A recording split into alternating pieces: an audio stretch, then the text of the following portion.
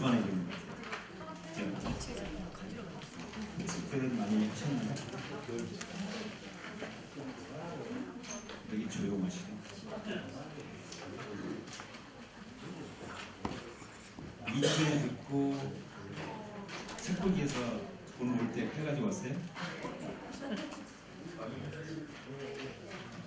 복습하셔야 돼요. 복습을 하셔야 실력이 듭니다. 그렇지 않으면 그냥 듣고 끝나고 이렇게 돼. 그럼 나중에는 남는 거 없고 내가 뭐를 공부했는지도 모르고. 근데 이제 어디 가서 얘기하면 한 번쯤 들어오는 공부 같은데 내가 어디서 들었더라니. 계속 복습을 좀 해 주셔야 됩니다. 복습을 해 주시고 제가 이제 어저께인가 기사를 하나 봤는데 우리나라도 그렇게 될 가능성이 좀 될 것 같은데 일본 예를 들어보면 일본은 세금이 굉장히 세죠. 5단계로 나눠요. 원래는 세금이 10%에서부터 50%인데 거기에 5%가 또 세금이 붙어요. 그래서 15%부터 55%까지 있어요. 그래서 일본의 이 암호화폐 시장이 죽은 이유가 바로 그거예요. 많이 벌수록 많이 내요. 예를 들어서 내가 100만 원을 벌었다. 근데 55만 원을 세금으로 낸대. 열받죠. 그래서 일본의 암호화폐 시장이 죽은 이유가 세금이 워낙 셌어요. 그런데 주식 시장 수준으로 맞추려고 한다고 합니다. 근데 그걸 봤더니 일본 한 20% 된다고 해요. 그러면 이제 일본의 암호화폐 시장이 좀 활성화는 될 것 같아요. 세금 일단 줄여주고. 그런데 또 뭐가 있냐면 한 105개 정도 선택을 한답니다. 비트부터 시작해서 이더리움 이렇게 해서 한 105개 종류만 갖고 거래소에서 거래를 할 수 있게. 그러면 괜찮은 코인들 일본에서 이제 선택을 하겠죠. 그래서 한 105개 정도 선택을 할 거고 세금도 많이 줄여줄 거고. 세금이 주식 일본 한 20% 된다고 해요. 나온 기사에 의하면 그런 많이 활성화될 것 같아요. 그러면 우리나라도 그렇게 될 가능성이 높지 않을까. 예전에 우리나라 같은 경우는 세금이 한 20% 얘기를 했었죠. 얼마가 될지 모르겠지만 일단 일본이 제도권으로 이제 끌어들여오는 거죠.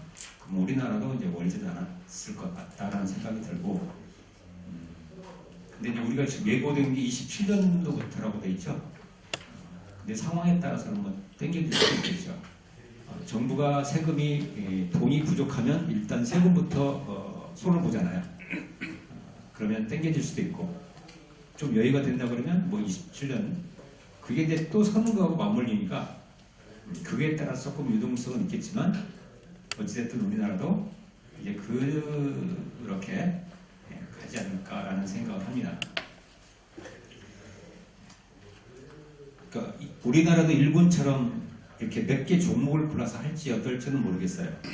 근데 솔직히 말하면 지금 빗썸이나 업비트나 코인원, 코빗, 오팍스 정리될 코인들이 무지하게 많다라는 거는 미리 알아두시기 바랍니다. 그래서 지금부터라도 준비를 하시는 게 좋지 않을까라는 생각을 해요. 왜냐면 상태되면 좀 곤란하죠. 그래서 지금부터 지금 여러분들이 공부하는 이유가 뭐예요? 내가 더 괜찮은 거를 찾으려고 공부하는 거잖아요. 그러니까 이 시기에 지금부터 공부를 좀 더 열심히 하셔서 그런 거를 빨리 찾아낸 다음에 하나씩 정리를 해 나가는 것도 하나의 방법이다. 그런 생각이 들어요. 그러니까 우리나라가 만약에 일본처럼 105개 뭐 100개가 될지 뭐 얼마가 될지 모르겠지만, 근데 내가 갖고 있는 게 예를 들어서 100개를 선정을 했는데 거기에서 벗어나 버리면 이제 지금까지 그렇지 않아도 손해봐갖고 열받아 죽겠는데 거기서까지도 그러면 이제 다 날리는 거지. 그래서 지금부터 준비를 하시는 게 좋을 것 같다라는 생각을 합니다. 그리고 이제 그렇게 되면 아무래도 근데 알트코인이 시장이 좀 열릴까라는 거에 대해서는 좀 의문점은 있긴 해요.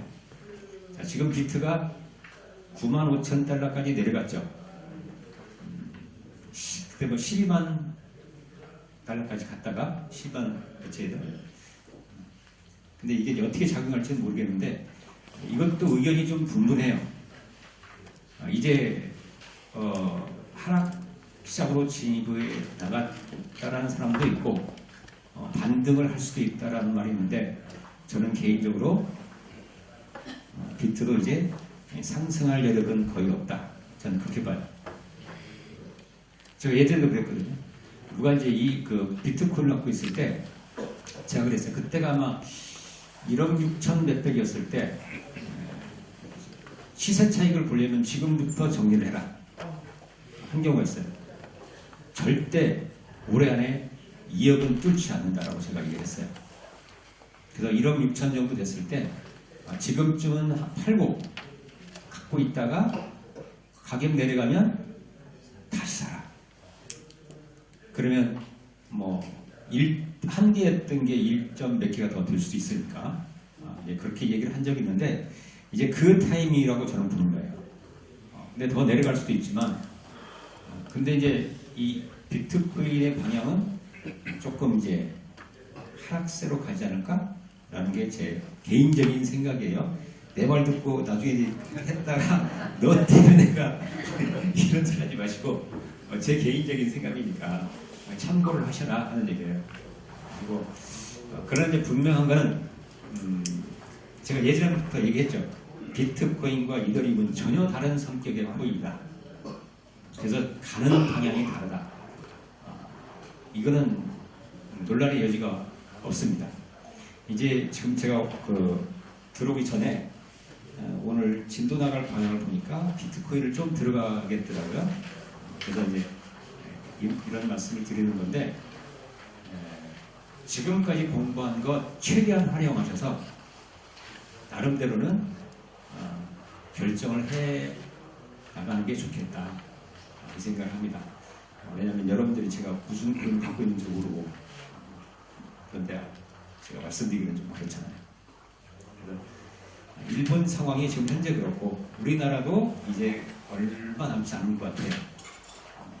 지금 준비를 많이 하고 있고 지금 공부하는 게 더 열심히 하셔서 내가 갖고 있는 코인이 어떤 코인가를 보고 빨리빨리 결정을 내리시는 게 좋겠다. 그래서 제가 말씀을 드린 겁니다. 자, 오늘은 31페이지 하죠.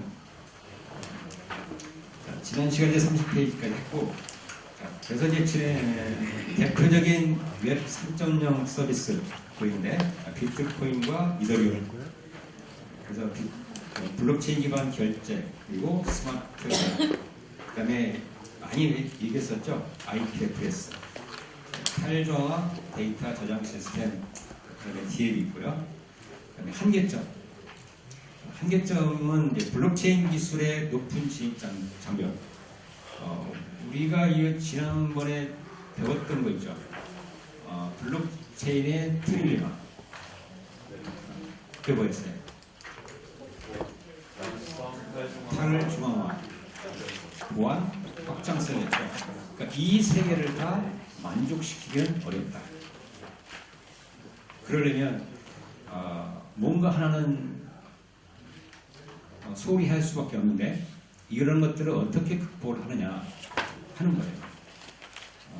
그러면 이제 예를 들어서 탈중앙화와 보안은 좋은데 확장성에서 떨어지면 이 확장성을 어떻게 극복을 할까? 이런 것들이 이제 공부가 돼야 되는 거죠. 그래서 진입장벽이 높다. 그 그다음에 스마트 계약의 보안 취약점. 이 스마트 계약은 뭐가 기반이죠? 이더리움이잖아요. 근데 지난번 얼마 전에도 그것 때문에 가격이 폭락한 사태가 벌어졌죠. 근데 스마트 컨트랙트 이게 이더리움 기반이었잖아요. 근데 이더리움이 보안에 강해요? 취약해요? 취약해요. 어느부터 그래요? 개발하는가? 개발하는가 솔리디티예요. 그러다 보니까 이 스마트 컨트랙트를 어떻게 활용을 할 거냐. 그래서 그런 비트코인에서 했던 거를 할까 했더니 또 속도가 문제잖아요. 그러면 제 개인적으로는 보안이 뛰어난 게 몇 개가 있어요. 코스모스 아시죠? 그게 보안이 뛰어나요. 근데 중요한 건 개발자가 없더라. 지금 우리나라에서 나온 코인 중에 하나가 사실 이 코스모스를 갖고 기반으로 해서 만들려고 했던 코인이 하나 있었어요. 근데 포기했어요. 여러분들이 말씀드리면 누구나가 다 아는 코인인데 이걸 하려고 봤더니 전부가 이더리움을 기반으로 하는 개발자만 수룩하고 요 코스모스 개발자가 없는 거예요. 그러니까 이더리움은 그 개발 언어가 솔리디티잖아요. 이 코스모스는 리저브예요. 그래서 이 리저브를 사용하는 개발자가 없어요. 그래서 진행을 하다가 포기해버렸어요. 그래서 다시 이더리움 기반으로 간 코인이 있어요. 그래서 이 스마트 컨트랙트 요거는 조금 아마 여러 가지 준비를 해야 될 겁니다. 그 다음에 이제 현재는 초기 단계로 인프라가 부족하다. 이런 점이 있고, 자, 웹의 미래를 볼게요. 자, 현재 웹은 여기 3.0은 웹이 1.0에서 2.0, 3.0으로 이렇게 넘어왔는데 여러분들이 웹을 갖고 이 얘기를 할 때 누구한테 딴 사람한테 설명을 할 때 모르겠으면 이렇게만 얘기해도 돼요. 웹 1.0은 그냥 정보 전달하는 거예요. 내가 읽는 정도 수준이고 2.0은 참여행위다. 그러다 보니까 돈을 누가 벌어요? 기업이 드는 거예요. 근데 웹 3.0은 내가 관리해요. 그러니까 그때는 내가 돈을 벌 수가 있는 거예요. 그래서 웹 1.0과 2.0, 3.0의 차이가 바로 그거다. 이렇게만 아셔도 딴 데 가서 좀 안 해? 라는 소리는 들어요. 자, 그래서 이제 그 밑에 보면 웹 1.0은 정보를 찾고 소비하는 시대, 2.0은 SNS나 블로그, 유튜브를 통해 사용자가 직접 콘텐츠를 생산해요. 그러니까 사용자가 직접 콘텐츠를 생산을 하면서도 돈은 누가 벌어요? 기업이 벌어요. 이거 말이 안 되지. 그러니까 웹 3.0으로 가는 거예요. 그래서 3.0은 블록체인 가로 있죠. 블록체인과 암호화폐 기반의 탈중앙화된 인터넷이다. 블록체인과 암호화폐 기반의 탈중앙화된 인터넷 환경. 그래서 웹 3.0은 기존의 중앙화된 인터넷 구조를 변화시키고 있고, 좀 더 어디로요? NFT, 그 다음에 디파이, 그리고 메타버스 등 새로운 경제 모델을 형성하고 있다. 자, 그러니까 예전에 제가 한번 말씀드렸죠. 메타버스 갖고 여러분들 한 번씩 다 당해봤죠. 메타버스는 2030년 넘어가야 될 겁니다. 메타버스는 AI, 지금 요즘 AI 하면 막 주가 엄청 뛰고 있죠. AI와 빅데이터. 자, 빅데이터가 없는 AI는 없다. 그래서 AI, 빅데이터, 블록체인, 이게 정리가 돼야 메타버스가 제대로 살아나는 거예요. 근데 블록체인도 아직 부족해요. 빅데이터, 데이터는 뭐 앞으로 계속이고, 이 세계가 돼야만 메타버스는 그때부터 시작이 된다라고 보시면 돼요. 그래서 메타버스 갖고 누가 얘기하면 그냥 한쪽 귀로 듣고 한쪽 귀로 흘리시면 됩니다.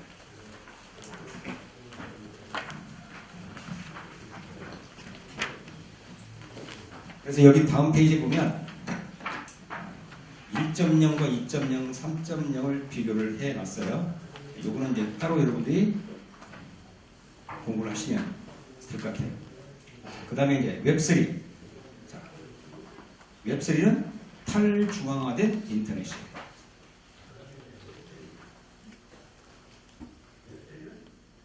그래서 블록체인 기술을 통해 데이터와 콘텐츠의 소유권을 사용자에게 돌려주는 탈중앙화된 인터넷이라는 실행적 개념에 가깝다.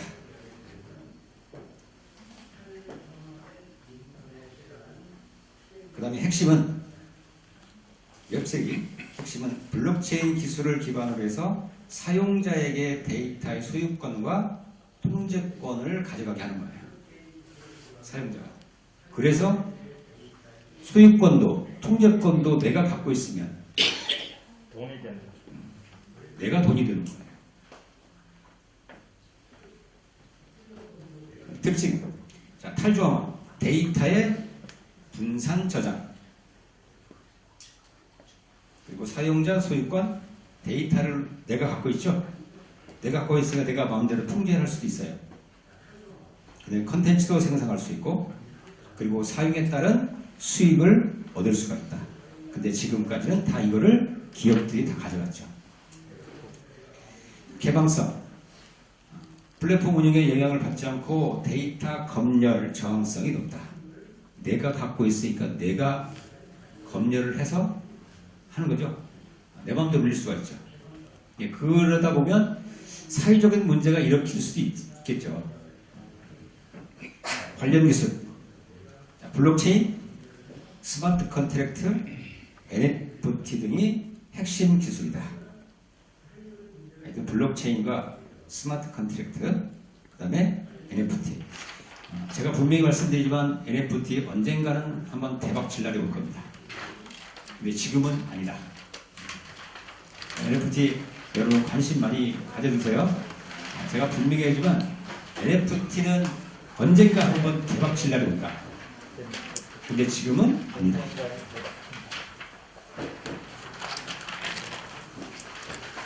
웹 3.0 개인화된 지능형 웹이다. 데이터 수준에서 모든 것이 연결되고 개인화되는 미래 웹의 이상적인 비전을 의미하고 시멘틱 웹 어디 하나 나옵니다. AI, 블록체인 등 다양한 기술을 포괄한다. 자, 핵심은 뭐예요? 데이터를 기계가 이해하고 개인에게 최적화된 맞춤형 정보.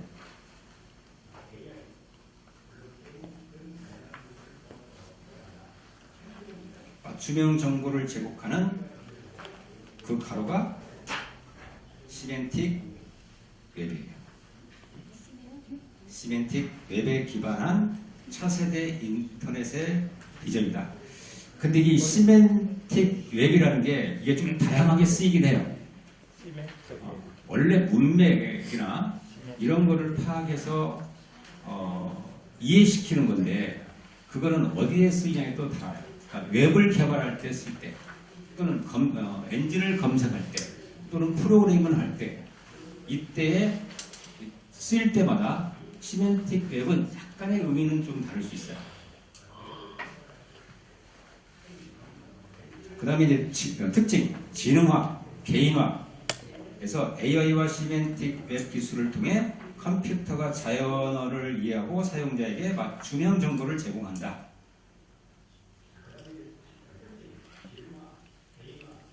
데이터 소유권, 데이터의 소유권을 개인에게 돌려주고 분산된 데이터 환경을 구축하고 그래서 다양한 기술력 블록체인, 인공지능, 사물 인터넷, 메타버스 이런 거 다양한 기술이 있죠. 정리에 들어갑니다. 자, 블록체인을 통한 소유와 탈주강화, 소유와 탈주강화에 초점을 둔 개념이다. 자, 웹 3.0, 그래서 블록체인, AI, 시멘틱 웹 등 다양한 기술을 포괄해서 지능화와 개인화, 나머지는 읽어보시면 됩니다. 이거 이렇게 하다가 못 끝낼 것 같아요. 포크 있죠? 여러분들 포크를 많이 들어봤죠? 네. 자, 여러분들이 많이 들어봤던 이 포크는 두 가지 정도 들어봤죠? 그래서 하드 포크와 소프트 포크, 그 중에서도 하드 포크는 정말 많이 들어봤어요. 근데 포크가 몇 가지예요? 세 가지.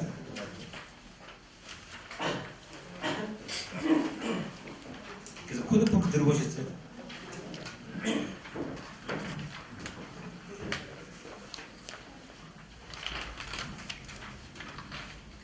근데 코드 포크를 했다라고 하면 거의 비슷하다라고 보시면 돼요. 그냥 이제 간략하게 먼저 말씀드릴게요. 포크는 이제 소프트 포크와 하드 포크 이 두 개를 갖고 얘기를 하면, 소프트 포크는 기존에 있던 코인하고 호환이 돼요. 근데 하드 포크는 전혀 다른 코인이에요. 새로운 코인이에요. 그러니까 지금 이더리움하고 이더리움 클래식 있죠. 원 줄기가 이더리움 클래식이에요. 이걸 하드 포크한 게 이더리움이에요. 그러니까 이더리움과 이더리움의 클래식은 전혀 다른 코인이에요. 하드 포크한 거예요. 근데 소프트 포크를 했다. 그러면 그냥 쉽게 이야기하면 업그레이드 시켰다라고 보시면 되는 거예요. 소프트 포크가. 자, 그래서 여러분들이 많이 들어봤던 거는 소프트 포크와 하드 포크를 많이 들어봤어요. 근데 코드 포크는 그냥 통째로 가져온 거예요. 그러니까 똑같은 거예요, 거의. 그게 바로 레이븐이에요. 그래서 레이븐은 비트코인을 그냥 코드 포크한 거예요. 거의 똑같아요. 그래서 레이븐이 보안이 뛰어난 게 그 이유예요. 근데 이 레이븐은 미국 코인이다. 근데 이게 얼마나 성장할지는 모르겠어요. 기본적으로 여기까지만 알고 지금부터 볼게요. 자, 포크. 새로운 규칙, 시스템 업데이트 등이 필요할 때 업데이트하는 것을 의미한다. 자, 포크의 종류는 소프트 포크가 있고요. 자, 블록체인 시스템에서 기존 프로토콜과 호환되는 방식으로 규칙을 부분적으로 수정하되 새로운 규칙이 기존 규칙과 호환되도록 하는 업데이트 방식이다. 그러니까 조금 더 기능을 더 추가했다든지 호환이 될 수 있게끔 만들어 놓은 게 소프트 포크예요. 그래서 소프트 포크의 주요 특징 뭐가 된다고요? 호환성이 유지가 된다. 호환성 유지. 그 다음에 이제 부분적인 규칙 변경, 그 다음에 점진적 업데이트, 그 다음에 안정성과 효율성을 증대시키고 있고, 소프트 포크 얘가 바로 이제 비트코인의 세그윗. 사실 세그윗은 BIP, EIP 있어요 뒤에. 그거하고 비슷한 역할을 합니다. 그거는 제가 나중에 얘기를 해드릴게요. 그래서 이 세그윗 때문에 세그윗에서 나왔던 게 그거였죠. 서명 비트코인을 거래하는 데는 TXID가 있고 거래 데이터, 서명 데이터가 있어요. 근데 이 서명 데이터가 차지하는 비율이 굉장히 많아요. 그거를 따로 빼내자. 이게 이제 세그윗에서 했던 거고, 이거에서 반발해서 따로 떨어져 나간 게 비트코인 캐시예요. 그게 달라요. 어쨌든 제가 이제 세그릿 할 때 BIP가 뭐였어요? 예전에 한번 강의했는데 비트코인 개선 제한, 그리고 이더리움 개선 제한할 때 EIP 했었죠. 이더리움 임프루먼트 프로포즈. 그래서 여러분들이 ERC 20, ERC 71, 아유 까먹었네. 잠깐 헷갈렸네. 71. 그 다음에 ERC 115 이런 거 있잖아요. ERC하고 그 뒤에 숫자가 붙는 게 뭐였어요? 이더리움 개선 제한. 여기서 맨 순서예요. 그러니까 ERC 20은 EIP에서 20번째 제안을 한 내용, 그거를 받아들여서 진행한 게 ERC 20. 그 다음에 ERC 72, 요거는 721번째. 그러니까 EIP에서 제안을 한 거예요. 야, 우리 이거 한번 해보자. 이게 좋을 것 같아. 해서 제안을 한 거예요. 그게 700, 그러니까 계속 나오거든요. 그래서 지난번에 추상 개정화, 우리 루미트 했던 거 있어요. 4337. 그게 7. 4337가 그랬죠. 그러니까 4337번째다 이 소리예요. 그래서 ERC 71은 EIP에서 721번째 제안한 거다. 그래서 7일이 붙은 거예요. 그런 것처럼 숫자가 이제 제공이 되는 거죠. 그 다음에 하드포크가요. 블록체인 프로토콜에서 기존 방식과 호환되지 않는 새로운 규칙으로 변경해 독립된 새로운 블록체인을 생성하는 기술적 업데이트 방식이다. 그러니까 하드포크는 기존 프로토콜하고 호환이 돼야 돼요?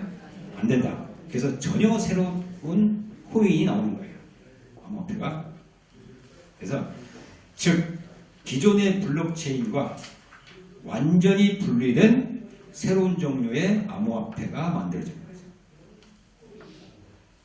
기존의 블록체인과 완전히 분리된 암호화폐가 만들어지고 새로운 기능을 추가하거나 오류, 수정 등을 목적으로 하는 거죠. 함께 특징을 보면 비호환성, 호환이 되지 않는다. 그 다음에 기존의 암호화폐하고는 전혀 다른 새로운 암호화폐를 발행하는 거고요. 그 다음에 업데이트 목적, 기능 개선, 보안 강화, 그리고 새로운 기술 도입. 그래서 하드포크예가 바로 이거예요. 비트코인 캐시. 아까 조금 전에 말씀드렸죠? 비트코인 캐시. 비트코인 블록의 크기를 변경하자. 아까 그랬죠? 비트코인의 거래를 하려면, 비트코인을 거래하려면 몇 개, 뭐가 필요하다고요? TXID, 거래 데이터, 서명 데이터. 그래서 서명 데이터가 차지하는 부분이 크니까 이걸 따로 빼내는 쪽과 우리 그냥 새로 포크에서 기능을 업그레이드 시키자 하는 쪽에 나눠진 게 이제 비트코인 캐시. 비트코인 캐시가 지금 가격이 좀 나가죠. 비트코인 캐시가 갖고 있는 사람 돈 많이 좀 벌었을 거예요. 그 당시에. 그 다음에 이더리움. 이더리움 블록체인에서 발생한 해킹 사건의 보안. 취약점을 보완하기 위해 하드포크를 한 거고. 이게 이더리움이 이렇게 하드포크를 하게 된 배경은 다오 사건이 결정타였어요. 제가 다오를 할 때 그 사건을 제가 한번 설명을 해드릴게요. 그래서 다오 사건이 결정타가 되고 그때 미국에 있는 거래소에 상장을 하고 막 여러 가지 하고 있다가 결국은 그냥 하드포크를 한 거죠. 그 당시에도 포크를 하지 말고 나가자. 소프트 포크를 해서. 그런데 이제 그 다오 사건 터지고 나서 그때 당시에 또 그 해킹 사건이 한 번 또 있었어요. 다오 사건 바로 이어서. 그게 이제 하드 포크를 하게 된 결정타가 된 거죠. 그런데 코드 포크. 자, 기존의 소프트웨어에 소스 코드를 통째로 가져오는 거예요. 소스 코드를 통째로 복사해서 독립적인 새로운 소프트웨어를 만드는 과정이다. 이게 네이밍이에요. 독립적인 개발, 복사된 코드는 원본과 분리되어 독립적으로 개발이 이루어지므로 원본 프로젝트에 영향을 주지는 않는다. 그리고 새로운 프로젝트의 시작이다. 자, 그 다음에 이어서가 이제 비트코인. 자, 비트코인은 아까 잠깐 제가 얘기를 했는데, 자, 비트코인과 이더리움은 이제 전혀 다른 방향으로 갈 거다. 자, 비트코인은 많이 들어보셨죠? 뭐였어요? 6글자.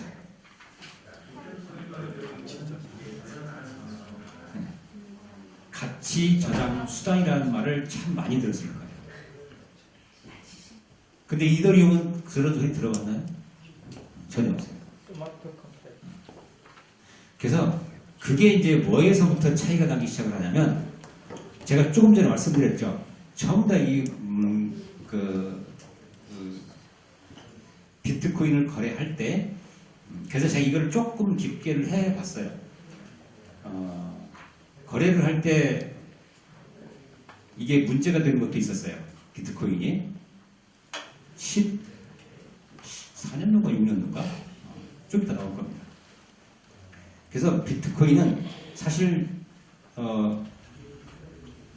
가치로서의 역할을 할 뿐이지 거기에 다른 것들을 담을 수 있는 게 없어요. 쓸 수가 없어. 왜냐하면 이더리움하고 썼던 언어가 좀 틀려요. 물론 비트코인은 스크립트예요. 자바스크립트. 이더리움은 솔리디티. 그런데 튜링 언어를 썼어요. 똑같이. 근데 튜링 언어라는 게 뭐냐면 인간과 사람이 얼마만큼 대화를 할 수 있느냐, 이거를 기준으로 갖고 나눈 건데, 이게 비트코인은 튜링 불완전 언어를 썼던 거고, 이더리움은 튜링 완전 언어를 썼던 거예요. 요게 굉장한 차이가 커요. 그래서 2016년, 14년인가 16년인가 문제가 됐던 게 이제 바로 그런 케이스예요. 왜냐하면 이걸 데이터를 처리를 하게 되면 내용들이 빠져나가야 다른 데이터를 저장할 수 있는데 계속 쌓이는 거예요. 그럼 과부하가 걸리죠. 그러면 속도는 느려져. 그러니까 그때 당시에 40달러까지 갔었어요. 수수료가. 그 기록도 빠지는 것도 있었고 너무 느리니까 16년 같다. 그래서 이게 이제 비트코인은 단지 그냥 가치만 있을 뿐이다. 그래서 여러분들이 많이 들어봤던 가치 저장 수단이라는 말이 거기서 나온 게 된 거예요. 어떤 언어를 쓰느냐. 근데 이더리움 아니었거든요. 이더리움은 튜링 완전 언어를 써요. 그래서 이제 이더리움 배울 때 나오겠죠. 팝과 푸시라는 게 있어요. 데이터를 막 정리하고 나면 결과치가 딱 들어가면 그 과정은 빠져나가도 돼요. 근데 비트코인은 그대로 남고, 이더리움은 결과치만 갖고 저장을 딱 해주니까 그 과정이 쌓이지를 않아요. 그러니까 데이터를 저장할 수 있는 공간이 더 많은 거지. 그래서 이더리움과 비트코인은 가는 방향이 전혀 다르다. 그래서 그냥 비트코인은 화폐, 가치 저장 수단, 뭐 저축의 개념, 요걸 하면 이더리움은 플랫폼이에요. 그래서 여러 가지를 할 수가 있어요. 그게 이제 이더리움은 디파이에서 많이 써먹는 이유가 바로 그런 거예요. 자, 디파이, 그럼 뭐가 필요해요? 스테이블. 그래서 또 뭘로도 써요? RW 많이 이용하잖아요. 바로 그 이유예요. 그래서 확장성 면에서는 이더리움이 굉장히 큰데 그 개발 언어 자체가 문제가 되는 거지. 그래서 제가 예전에도 얘기했지만 STO를 발행한다 할 때는 저 같으면 절대 이더리움 기반으로 하지는 않을 거다 하는 거예요. 보안이 취약해서. 만약에 제가 저대로 STO 발행 플랫폼을 갖고 한다 그러면 이 소리 하면 또 이제 그거 살까봐 말을 못하겠어요. 티켓. 내 탓하지 마시고 한다면 저는 네이버를 사요. 선택을 할 거예요. 왜? 그게 보안이 뛰어나요. 재산을 지키는데 보안이 뛰어나야지 속도가 빠른다고 하냐고요. 그래서 제가 만약에 STO를 발행한다 그러면 이더리움은 선택은 안 할 것 같아요. 보안이 좀 취약해서. 그래서 비트코인과 이더리움이 가는 방향은 전혀 다르다 하는 거고요. 그래서 이제 보시죠. 맨 밑에 보면 블록체인 기술을 활용해 가치 저장과 전달이 가능한 암호화폐다. 그죠? 지금 그거예요. 가치 저장 그리고 뭐예요? 전달이 가능한 주고받고 할 수 있죠. A가 B한테 보내고 B가 A한테 보낼 수 있고. 그래서 이제 과거에 일어난 일을 기록하는 블록체인 1.0 기술 이것이 비트코인이에요. 그 다음에 미래에 일어날 일을 기록하는 스마트 컨트랙트 기능을 구현한 블록체인 2.0 기술 이것이 이더리움입니다. 그러니까 이더리움에서 스마트 컨트랙트 기능을 개발한 건 정말 획기적인 거죠. 근데 문제는 너무나 보안이 취약하다는 거예요. 비트코인 기술 보죠. 프로그래밍 언어는 스크립트, 더 정확하게 얘기하면 자바스크립트, 그죠? 자, 그래서 이제 스크립트 보면 뭐 저술, 대본, 자료 뭐 이런 것들이 있는데 비트코인 스크립트 두 가지 유형이 있어요. 그게 P2PKH하고 P2SH가 있는데 방식은 좀 달라요. 원래는 주로 많이 쓰는 게 P2PKH. 그래서 이 표준 주소가 있는데 P2PKH의 시작은 일자로 시작해요. 근데 P2SH는 3으로 시작해요. 이게 좀 달라요. 방식이. 그래서 P2PKH 같은 경우는 공개키 해시 지불 방식이다 이렇게 얘기를 해요. 공개키 해시 지불 방식. 그런데 P2SH는 스크립트 해시 지불 방식이다. 좀 달라요. 그리고 주소도 뭘로 나온다고요? P2PKH는 표준 주소가 1로 시작한다. 그러나 P2SH는 3으로 시작해요. 좀 틀려요. 그래서 P2PKH는 스크립트의 표준으로 삼은 거고 좀 틀려요. 그래서 P2PKH를 보면 공개키는 타원곡선 함수를 통해 공개키를 만들어낸다.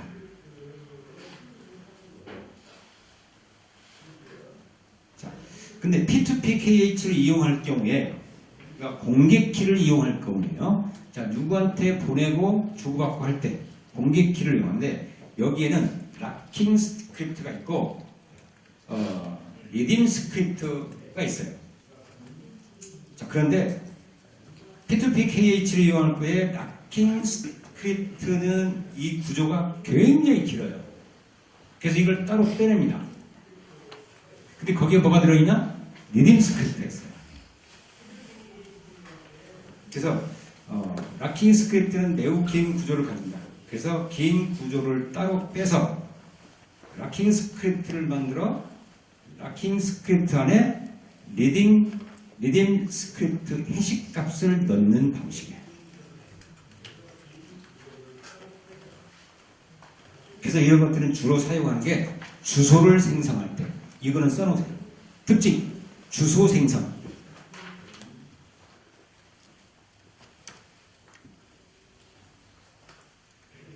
두 번째가 수신. 그러니까 비트코인을 받을 때 수신. 그 다음에 거래 서명할 때.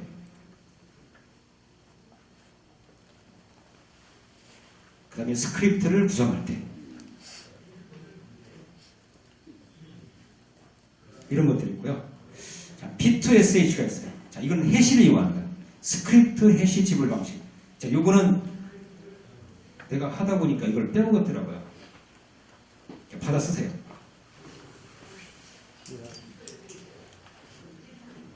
거래의 잠금 조건으로 사용하기 위해 거래의 잠금 조건으로 사용하기 위해 스크립트 대신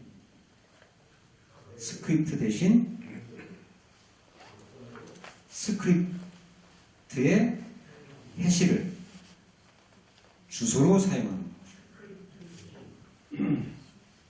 스크립트 해시를 주소로 사용하는 방식이다. 그래서 이거의 특징, 첫 번째는 간결성, 두 번째는 복잡한 스크립트 지원, 세 번째는 프라이버시와 수수료 절감, 네 번째가 주소 식별. 그러니까 아까 뭐라 했어요? P2PKH는 표준 주소라고 그랬죠? 그게 뭘로 시작해요? 1로. P2SH는 3으로 시작합니다. 이게 달라요.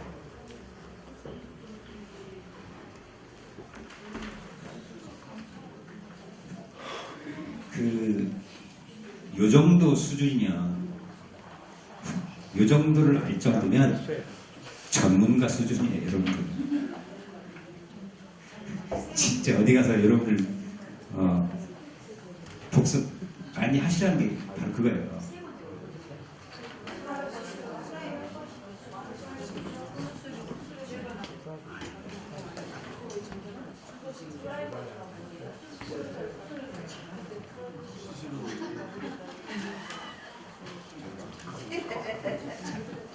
그래서 진짜 여기서 제가 해드리는 것만 갖고도 어디 가서 조금 얘기하다 보면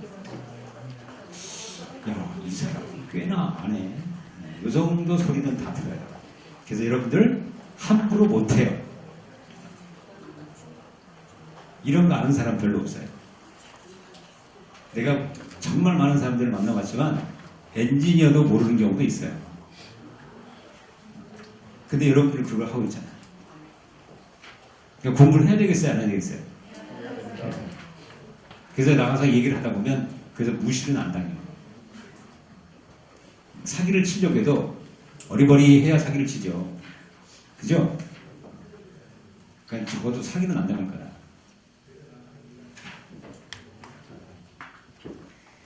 그 다음에 이제 세 번째. 자, 그럼 이더리움만 스마트 컨트랙트 기능이 있냐? 비트코인에도 있어요. 원래 스마트 컨트랙트 갖고 이 얘기 나온 게 1994년도부터 나왔어요. 45년, 아니 말이에요. 1994년, 95년 이때부터. 닉 제보라는 사람. 그때부터 등장하기 시작을 했었어요. 그래서 비트코인에도 이렇게 스마트 컨트랙트 기능이 있지만 낮은 수준이에요. 그리고 이 비트코인에서 스마트 컨트랙트가 만약에 된다 하더라도 사용할 수 있을까요? 힘들다. 왜요? 튜링 불완전 언어여서 이게 굉장히 커요. 근데 이더리움 튜링 완전 언어예요. 제가 이따가 이제 이더리움 할 때 하겠지만 푸시와 팝의 기능은 정말 중요한 거예요. 근데 이 비트코인은 없어요. 그래서 스마트 컨트랙트 기능이 있지만 이건 조금 어렵다. 그래서 제가 알기로는 비트코인도 개선을 한다고는 했는데 얼마만큼 그게 될지는 잘 모르겠어요. 왜냐하면 그러면 뜯어고쳐야 될 게 너무 많아. 쉽지는 않을 거다. 근데 개선을 하면 조금은 좋아지겠지만 우리가 이 실생활에서 써먹을 수 있는 수준까지는 되겠느냐 하는 거에 대해서는 저도 조금 의심을 가져요. 자, 그래서 한번 읽어보십시오. 스마트 컨트랙트는 계약 당사자 간 사전 협의한 내용을 미리 프로그래밍에 전자계약서 문서에 작성하고 계약 조건이 충족되면 자동으로 계약이 실행되는 시스템이다. 그리고 제3자의 보증기간 없이 개인 간에 원하는 계약을 체결하는 디지털 전자계약이다. 자, 그 다음에 비트코인 스크립트 여기 나오죠. 튜링 불완전 언어를 사용해요. 그러다 보니까 뭐를 사용할 수가 없냐면 조건, 반복문을 사용할 수 없어요. 조건문, 그 다음에 반복문.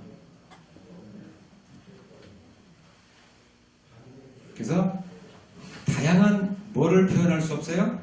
상태. 여기서 상태라는 말은 뭐예요? 데이터 또는 정보, 은행으로 치면 거래 내역 이런 거죠. 그래서 조금 이따 나오겠는데 비트코인의 기술 상태 변환 함수라는 게 나와요. 그러면 이제 상태 변환 함수 이따 또 좀 더 해줄 테니까 그냥 들으세요. 왜냐면 많이 들을수록 좋아. 정보, 데이터를 변환. 그래서 상태는 우리가 저장된 정보라고 얘기하고 변환 함수 그러면 기능 정보라고 얘기를 하는 거예요. 그래서 저장된 정보를 각각에 쓰여지는 기능 정보로 바꿔주는 게 상태 변환 함수다. 제가 뒤에서 또 할 거예요. 자, 그래서 다양한 상태를 표현할 수 없다. 만약 계속해서 반복문을 사용한다면 루프가 생성돼요. 다시 말하면 계속 쌓여. 처리가 돼서 빨리 나갈 건 나가줘야 다른 정보 또는 다른 데이터를 계속 거기다 담을 텐데 쓸모없는 것들이 남는 거예요. 그러니까 이런 거죠. 수학을 계산하는 이제 문제를 풀면 그 풀이하는 과정이 있잖아요. 그 과정까지도 이 데이터가 다 저장이 될 거예요. 그 공간은 쓸모있는 없는 기간이 뭐예요? 공간이 되죠. 근데 이 조건문, 반복문, 그냥 튜링, 완전 언어를 쓰면 풀이 과정은 다 나가고 결과치만 딱 들어가요. 그럼 그 나머지 공간을 많이 활용할 수 있죠. 그 차이예요. 그래서 비트코인이 다른 어떤 기능을 할 수 있는 역할이 없고 그냥 가치 저장 수단이다라는 말이 거기서 나옵니다. 이해됐죠? 그러니까 이제 여기서 배웠으면 나가서 한 번쯤은 잘난 척한다.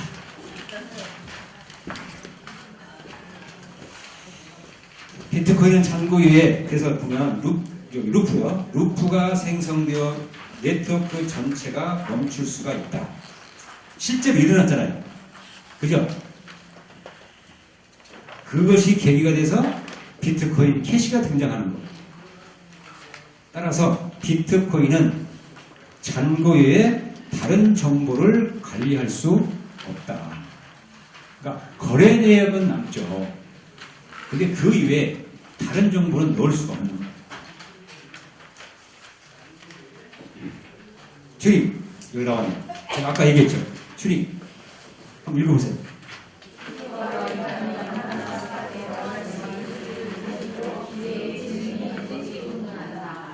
이거예요. 그래서 비트코인은 그런 면에서 좀 떨어지죠. 근데 이더리움은 튜링 완전 언어를 쓰는 거죠. 그래서 튜링 테스트 1950년에 앨런 튜링이라는 사람이 제안을 한 거고요. 기술 과정 한번 볼까요? 자, 이전의 상태와 현재 상태를 트랜잭션 받아 새로운 상태로 출력해주는 아까 조금 전에 얘기했던 상태 변환 함수.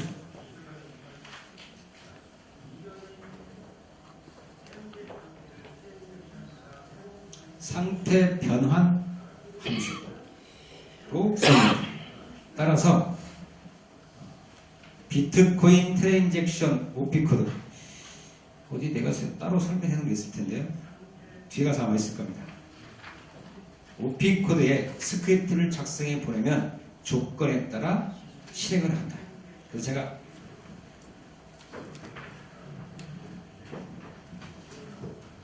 조금 전에 얘기했죠.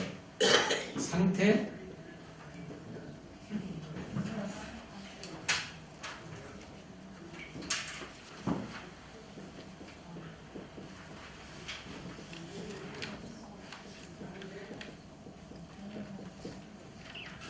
이게 뭐라고요? 이게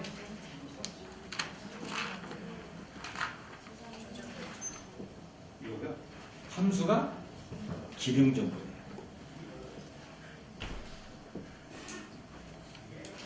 그래서 이 블록체인 안에 저장되어 있는 정보들을 어디에다가 보내느냐, 어떻게 쓰이느냐 하는 걸로 보내주는 거예요. 여기서 그게 OP 코드.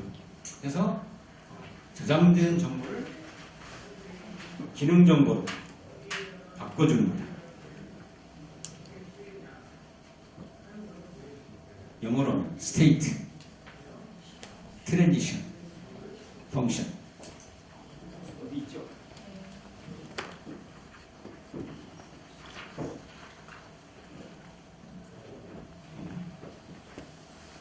없어요?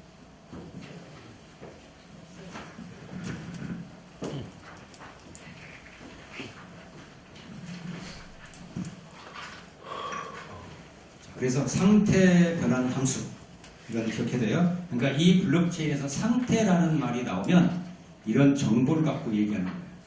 데이터. 비트코인 결제 시스템 UTXO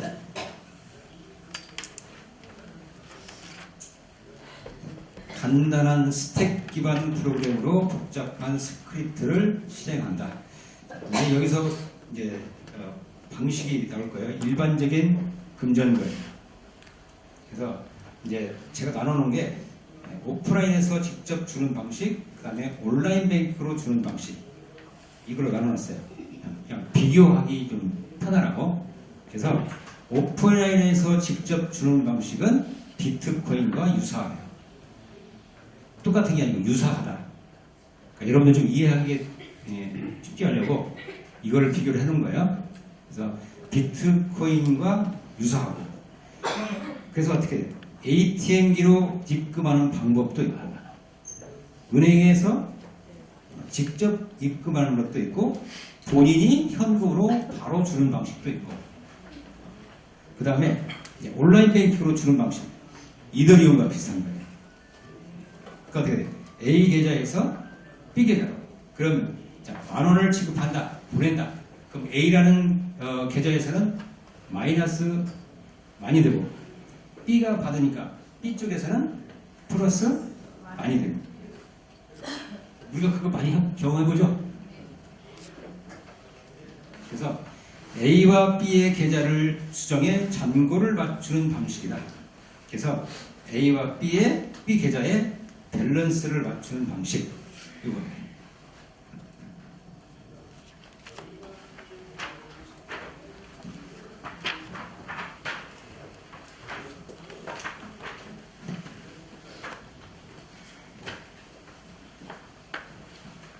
요거는 여기까지만 제가 38페이지까지만 할게요. 자, 빨리빨리 하겠습니다. 뒤에 우리 이종근 박사님 기다리고 계세요. 자, 오프라인에서 지폐를 주는 방식, UTXO와 유사한 개념을 가지고 있지만 방식만 유사할 뿐 실제 현금을 주고받지는 않는다. 사실 그렇잖아요. 그래서 비트코인은 뭐의 변화? 해시값의 변화예요. 해시값. 그리고 UTXO로는 거래 처리를 확인하고 검증하는 기법이에요. 자, 이제 원리가 조됐어요. 자, A가 B에게 10,000원을 전송할 경우에 단 B는 2,000원 현재 소유하고 있어요. 자, 그러면 A가 지금 B한테 10,000원을 보내요. 근데 B가 원래 2,000원 있으니까 UTXO는 여기에 두 개가 소유가 되는데 B가 10,000원짜리 하나, 2,000원짜리 하나. 실제 이렇게 나타나요. 그러니까 만약에 이더리움만 됐으면 뭐 어떻게 나타나요? 12,000원 하나 나타나요. 근데 저 비트코인은 2,000원짜리 하나, 10,000원짜리. 이게 사실 문제이지. 그래서 이런 거를 처리를 해야 되다 보니 속도가 느려지게 됩니다. 자, 이제 B가 C에게 11,000원을 전송을 해야 되는 경우. 자, 지금 B는 2,000원짜리 하나, 10,000원짜리 하나 갖고 있죠. 근데 이걸 11,000원을 보내야 되겠대. 그럼 이거에 가까운 걸 하나 찾아. 그럼 10,000원짜리 하나 찾았죠. 1,000원짜리가 없네? 그럼 2,000원짜리를 1,000원짜리 두 개로 나눠요. 그걸 합해서 C한테 보내는 거예요. 그럼 본인 B는 1,000원짜리 하나 나누는 거예요. 이런 방식이에요. 그래서 UTSO 방식은 소유자의 금액을 파악하는 방식이다. 그래서 참고로 ABM 방식 이거는 이더리움과 하는 얘기예요. 이더리움이 그러니까 UTS 방식은 비트코인이고 ABM 방식은 이더리움 방식이다. 그래서 송신자와 수신자의 잔고를 수정하는 방식이다 라고 보시면 되겠습니다. 자, 오늘은 여기까지 하고 다음 시간에 UTS 장단점 39페이지부터 할게요. 수고하셨습니다. 네, 복습은 한다 안 한다?